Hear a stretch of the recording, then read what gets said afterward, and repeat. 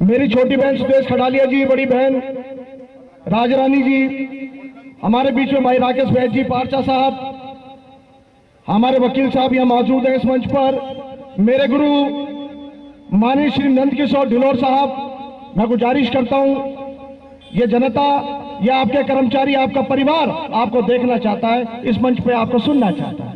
मेरी तमाम जितने भी नेतागण वहां पीछे मौजूद खड़े हैं, भाई राजेश गागड़ जी, नंद किशोर ढिलोर साहब, मैं बार बार कह रहा हूं आपसे, और यहां मौजूद दीना भाना संगठन से मेरा बहुत बड़े प्रवक्ता, मेरे बहुत मजबूत साथी, मेरे बड़े भाई जितेंद्र टाक जी, पिवाल साहब, भाई पिवाल साहब, सोनू भाई भिकिया जी, हमारे बीच में मोनी चंदेल जी, महिला शक्ति के रूप में मेरी शेरनी, जो कि कर्मचारियों के बीच में जाकर फेडरेशन का प्रचार प्रसारण और कर्मचारियों किस प्रकार से संबोधन करना है कोई सीखे, तो मेरी छोटी बहन संजू जीनवाल से सीखे, संजू गहलोत से सीखे।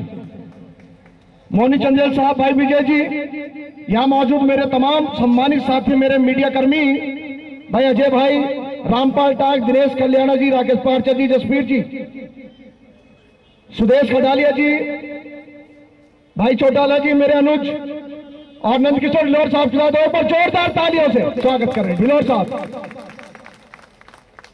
आजा मेरी किस्मत के खरीदार, ढिलोर साहब के लिए सिर्फ ये, आजा मेरी किस्मत के खरीदार, अब तो आजा, वीरान हो रही मेरी इज्जत सरे बाजार, अब तो आजा। एक बार जोरदार ताली ढिलोर साहब के लिए।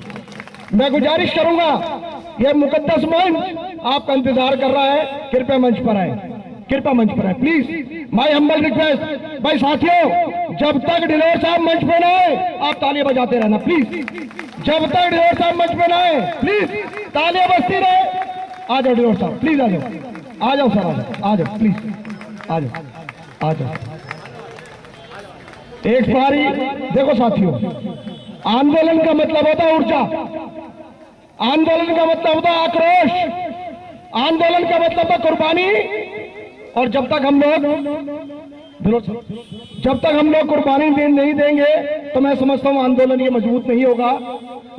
मजबूत तब होगा जब हम लोग एकजुट होकर काम करें, क्योंकि एक ही जादू, कड़ी मेहनत, दूरदृष्टि, पक्का इरादा, अनुशासन। मेरे साथ सभी नारा लगाएंगे। ये एमसीडी की बिल्डिंग है, इसमें एमसीडी के मेयर भी है और हमारे मान्यवर कमिश्नर साहब भी हैं। एक बार जोरदार नारा लगाएंगे मेरे साथ, मजदूर एकता जिंदाबाद। भाई साथियों सुनो, हमारे कितने हाथ हैं? हमारे दो हाथ हैं, और जो साथी जिसका एक हाथ है वो एक हाथ से नारा लगाए, और जिसके दो हाथ है वो आवाज में, बुलंद आवाज में नारा लगाए, मजदूर एकता जिंदाबाद, मजदूर एकता जिंदाबाद, निगम कमिश्नर मुर्दाबाद, निगम प्रशासन मुर्दाबाद, तीनों मेयर मुर्दाबाद, तीनों मेयर मुर्दाबाद, मेरी बहन जिंदाबाद, सारे भाई जिंदाबाद, सारे नेता जिंदाबाद, निगम प्रशासन मुर्दाबाद, निगम कमिश्नर होश में हो, तीनों मेयर होश में हो, होश में आके बात करो। बात तो तुमको करनी पड़ेगी साथियों, मैं कहूंगा बात तो तुमको करनी पड़ेगी। आप कहना, वरना कुर्सी छोड़नी पड़ेगी। बात तो तुमको करनी पड़ेगी, बात तो तुमको करनी पड़ेगी। धन्यवाद। मैं रेडी हूं आपका कि आप मेरी बात को मानते हैं, आप मेरी बात को समझते हैं। मैं रेडी हूं आपकी बात का। हमारे बीच में भाई संजू जीनवाल जी लेट आए लेकिन दुरुस्त आए। परवीन जी, देखिए आज जो हमारा प्रदर्शन करने का जो मोटिव है, भाई साथियों सुने जरा प्लीज सुने। आज जो प्रदर्शन करने का हमारा मोटिव है क्या है? सबसे पहले यह जानना बेहद जरूरी है कि हमारी लड़ाइयां क्या है, यह आंदोलन किस ओर जा रहा है और आंदोलन किस रूप में चल रहा है। आपको सिर्फ ये 4 बात बताऊंगा, ज्यादा समय नहीं लूंगा आपका। मेरा कहना सिर्फ ये है, मेरे संगठन का कहना यह है और मेरे नेताओं का कहना यह है कि आज जिस मोबाइल ऐप पर मेरा परिवार हाजिरी लगा रहा है, तो मैं उस कच्चे कर्मचारी की बात करता हूं। आज कच्चा कर्मचारी एमसीडी की वेबसाइट पर जाकर वो लिस्ट निकलवा कर देखे। जो मेरा सब्स्टिट्यूट कर्मचारी, जो रेगुलर कर्मचारी हाजिरी लगा रहा है, कच्चे कर्मचारी के स्थान पे लिखा हुआ रहा है कॉन्ट्रैक्ट बेसिस।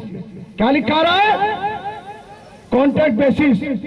क्या आप लोग इस बात को बर्दाश्त करोगे? क्या लोग आप चाहते हैं कि जो 25 साल से जो कर्मचारी पक्का नहीं हुआ है, ये जो निकम्मी सरकार है, ये निकम्मे बेटी भारतीय जनता पार्टी की सरकार है, आपको ठेकेदारी में करने जा रही है, आपका निजीकरण करने जा रही है। क्या आपको ये बर्दाश्त है? अगर आपको ये बात बर्दाश्त नहीं है तो हाथ खड़े करके मेरी बात का समर्थन करें कि मैं सही कह रहा हूं। धन्यवाद। दूसरी बात, जो कर्मचारी 2003 से पक्का माना है, जिस कर्मचारी को 2004 से पक्का माना है, उसके एरियर का पैसा 15 लाख से 20 लाख रुपए बन रहा है। यह पैसा मेरे परिवार को मिलना चाहिए। और ये लोग कहते हैं कि आपको 2003 से पक्का नहीं मानते, आपको 2004 से हम पक्का नहीं मानते, हम मानेंगे तो आपको 2013 से पक्का मानेंगे। ये बात आपको मंजूर है? ये बात हमें मंजूर नहीं है। हमें मंजूर है कि जब आपने आदेश निकाले हैं 2003 से पक्का मानने के, 2004 से पक्का मानने के, तो हमारे एरियर 20 लाख रुपए बनता है। हमारे एरियर का एक मुश्त भुगतान दिया जाए। खत्म करें ये FR17।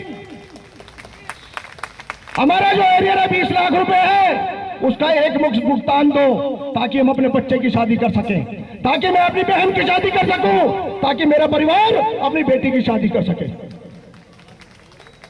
मेरा परिवार इस उम्मीद पर जिंदा है जय जी कि तो 25 साल बाद सूखी धरती पर मूसलाधार बारिश की गई, और वो ऐसी बारिश की गई कि ना तो हमें नहाने का पता और ना निचोड़ने का पता। यानी पक्का भी किया गया, पे फिक्सेशन भी की गई, और हमें 2013 से पक्का करने का काम ये सरकार करने जा रही है।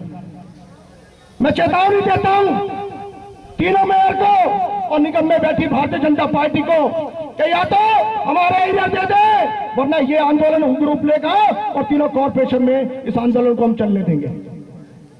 हमारे बीच में भाई अमित भाई बहुत देर से आए हैं आप, धन्यवाद। अब बात आती है रेगुलाइजेशन की, बात आती है जो कच्चे कर्मचारी है उनको पक्का करने की।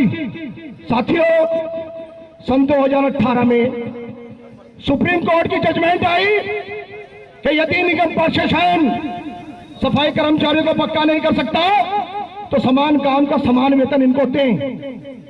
अब यह जानना जरूरी है समान काम का समान वेतन क्या है।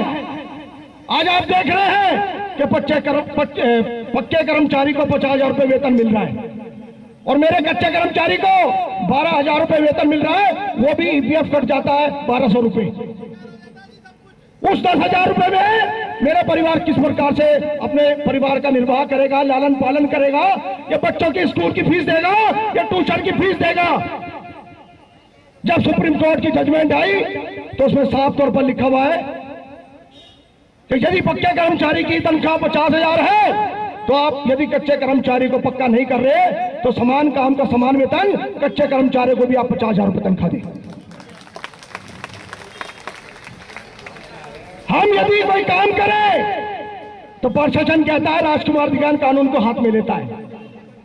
हम यदि आंदोलन करें तो प्रशासन कहता है कि राजकुमार दिगान कानून को तोड़ता है।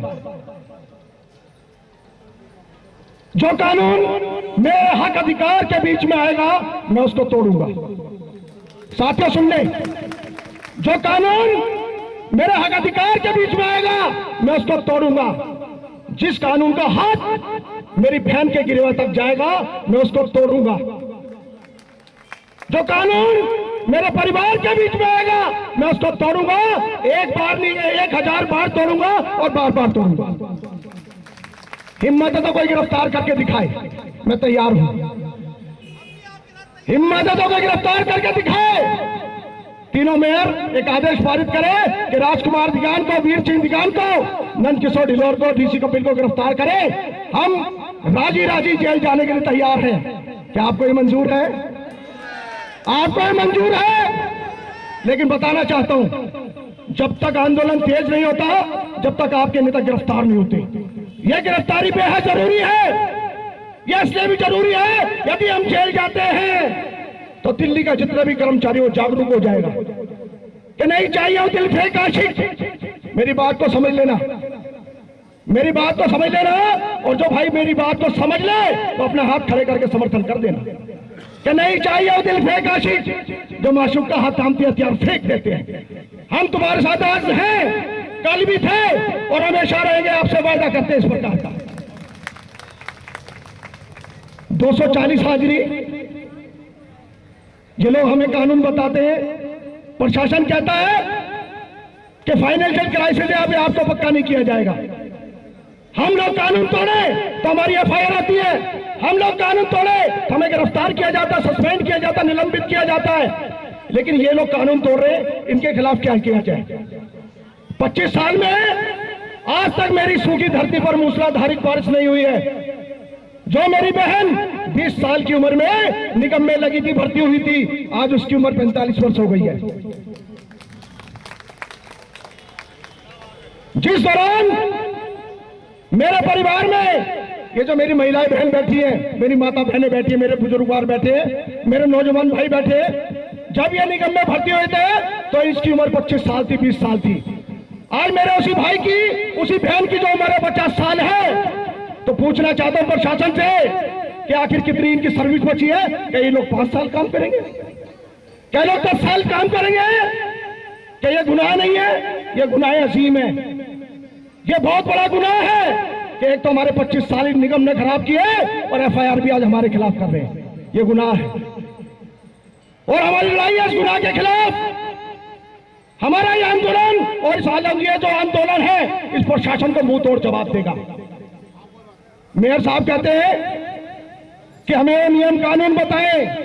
देखो, उल्टा चोर कोतवाल को डांट रहे हैं। मेयर साहब कह रहे हैं, लीडर साहब, कि हमें वो कानून बताएं जो हमारा हक हमें देना पाए। मेयर साहब, हमें वो कानून बताएं जो हमारा हक हमें देना पाए। अपने वायदे तू ही रख, साडा हक है तेरा। साडा हक, हाथ खड़े करके, ऐसे नहीं, साडा हक। आवाज में बुलंद होनी चाहिए, ऊर्जा होनी चाहिए, आवाज में आक्रोश होना चाहिए। हमारे पेट बेशक भूखे हैं लेकिन दम है, हिम्मत मरते मदद खुदा। साडा हक, साडा हक। साथियों, आगामी कार्रवाई क्या है? हम इस आंदोलन के रूप में यहां मौजूद हैं, हम पीछे नहीं हटेंगे। बड़ी बड़ी ताकत हराने का काम कर रही है, हमें पीछे धकेलने का काम कर रही है, लेकिन आज आपकी हिम्मत ने, आपके हौसले ने सीना गदगद कर दिया। मैं धन्यवाद करता हूं आपका, मैं बधाई देता हूं आपको। लेकिन अपना वक्तव्य खत्म करने से पहले एक बात कहूंगा कि क्या डुबोएगा वक्त का दरिया हमें। मेरी बात है उन गद्दारों के लिए कि क्या डुबोएगा वक्त का दरिया हमें। हम तूफानों से लड़ने का हुनर जानते हैं और सीधे हाथों जो खचीरी लकीरें टेढ़ी, हम उन लकीरों को सीधा करने का हुनर जानते हैं। ये हुनर है, ये ताकत है आपकी। और जब आप हमारे साथ हैं तो मैं समझता हूं मेरा परिवार मेरे साथ है तो वो परवरदिगार मेरे साथ है, वो भगवान मेरे साथ है। साथियों, आज आपको सच्चाई बताने जा रहा हूं और ये बहुत बड़ी सच्चाई है और दिल की आवाज है और दिल की आवाज ईश्वर की आवाज होती है।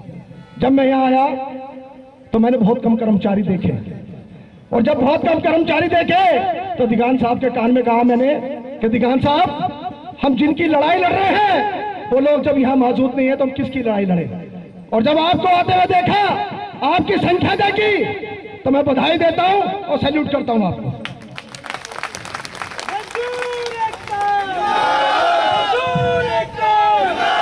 धन्यवाद, धन्यवाद। जय भारत, जय वाल्मीकि। सभी साथियों का बहुत बहुत धन्यवाद। आपने मुझे गौर से सुना, आपने गौर फरमाया। मैं आपका हमेशा ऋणी रहूंगा, ताऊ मैं ऋणी रहूंगा। सर झुका के आपको नतमस्तक प्रणाम करता हूं। बहुत बहुत धन्यवाद राजकुमार डिंगान साहब, बहुत विस्तार से आपने बताया। आदरणीय साथियों, फिर एक बार मेरी पुनः आप सब की अपील कर रहा हूं कि ये जो हमारी लड़ाई है, हड़ताल है, ये हमारे पेट की लड़ाई है, हमारे भविष्य की लड़ाई है। आज देख लो 22 तारीख